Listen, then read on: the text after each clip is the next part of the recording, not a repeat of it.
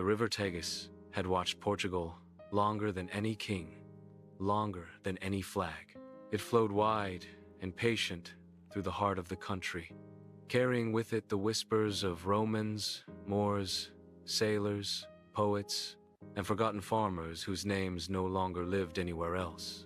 On a cool autumn morning, the river reflected a pale sky and the tiled roofs of Lisbon, and it watched a young woman named Inés stand at its edge, unsure whether she was arriving or leaving. Inés had returned to Portugal after 12 years abroad.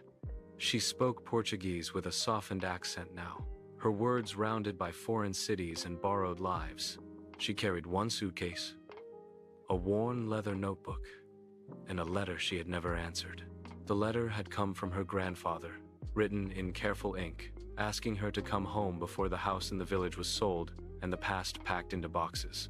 Lisbon greeted her as it always did, with hills that tested the legs, trams that screeched like old birds, and sunlight that turned even crumbling walls into gold. Yet the city felt quieter than she remembered, as if it were holding its breath. Cafes opened slowly.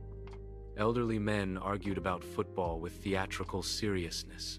Laundry swayed between buildings like flags of domestic surrender. Her grandfather, Manuel Rocha, lived far from Lisbon now, in a small village in the Alentejo, where the land stretched endlessly and the sky seemed too big for human worries.